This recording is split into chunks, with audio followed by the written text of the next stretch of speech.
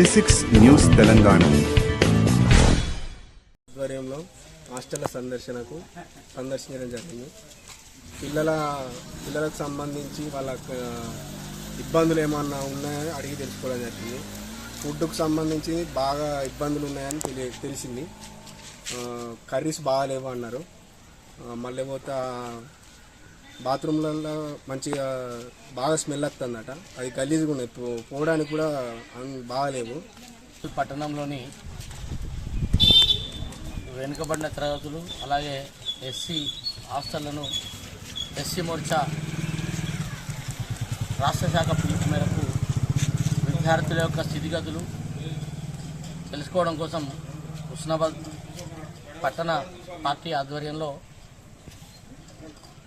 సందర్శనకు రాగా సందర్శనలో విద్యార్థుల యొక్క పరిస్థితి దయనీయంగా ఉంది.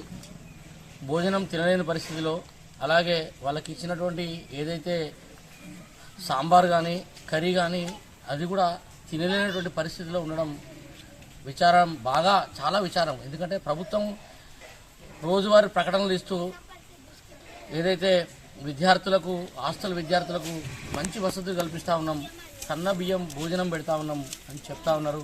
అది పత్రికా ప్రకటనలకే పరిమితం కావడం తీవ్ర విచారకరం.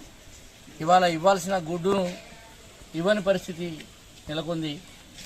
అలాగే పోసినటువంటి సాంబార్లో పప్పు లేదు, ఇచ్చినటువంటి కూరలో సరైనటువంటి పోషకాలు లేకపోవడం, పిల్లలు ఏ విధంగా భోజనం చేస్తూ ఉన్నారో ఒకరోజు చూస్తేనే చాలా దయనీయంగా కనబడుతూ ఉంది. వెంటనే స్థానిక మంత్రివర్యులు ఈ విషయమై రాష్ట్ర ప్రభుత్వానికి ప్రతినిధి స్థానిక మంత్రి వెంటనే సందర్శన చేసి దీని మీద సమీక్ష చేసి విద్యార్థులకు వాళ్ళ కుటుంబాలను వదిలేసి విద్య కోసం హాస్టల్లో ఉంటా ఉన్నారు, వాళ్ళకు సరైన వసతులు కల్పించే విధంగా చర్యలు తీసుకోవాలని చెప్పి కోరుతా ఉన్నాం. స్థానికంగా చూసిన పరిస్థితులను బాధాకరం కలిగించింది. వీటిని మరోసారి కూడా సందర్శనకు వచ్చినప్పుడు రిపీట్ అయితే తప్పకుండా మంత్రి గారి దృష్టికి తీసుకెళ్లడం, లేకుంటే పట్టణంలో ఆందోళన చేయడం జరుగుతుంది. దీనికంటే ముందు సౌకర్యాలు కల్పించాలని చెప్పి భారతీయ జనతా పార్టీ పక్షాన కోరుతా ఉన్నాం. ఈరోజు భారతీయ జనతా పార్టీ హుస్నాబాద్ పట్టణ శాఖ ఎస్సీ మోర్చా ఆధ్వర్యంలో హుస్నాబాద్లోని బీసీ హాస్టల్ అలాగే ఎస్సీ హాస్టల్ను సందర్శించడం జరిగింది. రాష్ట్ర శాఖ ఏదైతే పిలుపునిచ్చిందో విద్యార్థుల స్థితిగతులను చూడాలని మాకు ఆదేశాలు జారీ చేయడం జరిగింది. ఈ రకంగా ఈరోజు ఎస్సీ హాస్టల్ బీసీ హాస్టల్ కనుక సందర్శించినట్టయితే విద్యార్థుల పరిస్థితి అగమ్య గోచరంగా ఉన్నది. వాళ్ళు తినే తిండి కూడా సరిగ్గా పెట్టకుండా ఇక్కడున్న అవుట్సోర్సింగ్ వాళ్ళు చాలా ఇబ్బందులు పెడతా ఉన్నారు. వార్డెన్ సరిగ్గా లేక, ఇక్కడ సరైన సౌకర్యాలు లేక వాళ్ళు అనేక ఇబ్బందులు పడతా ఉన్నారు. మరి ఎన్నికల హామీలో భాగంగా రాష్ట్ర ముఖ్యమంత్రి గత ప్రభుత్వం చేసినట్టు కాదు, నేను సన్న బియ్యంతోనే పెడతా, విద్యార్థులకు అన్నం పెడతా, సకల సౌకర్యాలు విద్యార్థులకు ఎస్సీ ఎస్టీ బీసీలకు కల్పిస్తా అని చెప్పేసి ఎన్నికల హామీలో భాగంగా మరి వారు చెప్పడం జరిగింది. వాళ్ళు పత్రికా ప్రకటన ద్వారా మాత్రమే చెప్పడం తప్ప ఇక్కడ నిజమైన స్థితిలో కనుక మరి విద్యార్థుల పరిస్థితి కనుక చూసినట్టు అయితే దయనీయ స్థితిలో వీళ్ళ విద్యార్థుల పరిస్థితి ఉన్నది. మరి మేము రాష్ట్ర ప్రభుత్వానికి మేము డిమాండ్ చేస్తూ ఉన్నాం, ఏదైతే ఎస్సీ ఎస్టీ బీసీ హాస్టళ్లలో వీళ్లకు కనీసం పక్కా భవనాలు కూడా లేవు. ఇప్పటికీ 10-20 సంవత్సరాలైనా కూడా ఇక్కడ గత ప్రభుత్వం విద్యార్థుల పట్ల నిర్లక్ష్య వైఖరి.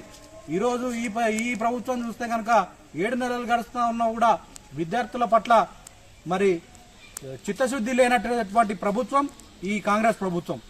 మరి ఎన్నికల హామీలో భాగంగా ఖచ్చితంగా ఎస్సీ గురుకులాలు విద్యార్థులకు ఎస్సీ భవనాలు కేటాయిస్తామని చెప్పేసి ప్రగల్భాలు పలికిర్రు. మేము డిమాండ్ చేస్తా ఉన్నాం. వీళ్ళందరూ విద్యార్థులందరూ అద్దె భవనాలలో ఉన్నారు. దయచేసి ఇక్కడ ఉన్న స్థానిక మంత్రిని మేము విన్నవిస్తా ఉన్నాం. మీ హుస్నాబాద్ నియోజకవర్గ గడ్డ మీద మేము ఉండి మాట్లాడుతూ ఉన్నాం. ఇక్కడ పక్కా భవనాలు లేవు, ఎస్సీ ఎస్టీ బీసీలకు పక్కా భవనాలు లేకపోతే మీరు మంత్రి ఎందుకని చెప్పి ఈ సందర్భంగా మేము ప్రశ్నిస్తా ఉన్నాం.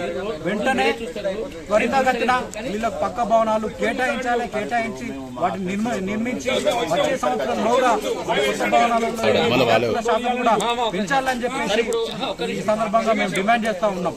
గత ప్రభుత్వం చేసిన తప్పులే మీరు చేయకుండా విద్యార్థుల యొక్క సంఖ్యను కూడా పెంచి సౌకర్యాలు కల్పించాలని చెప్పేసి ఈ సందర్భంగా విద్యార్థుల పక్షాన ప్రభుత్వాన్ని డిమాండ్ చేస్తాను.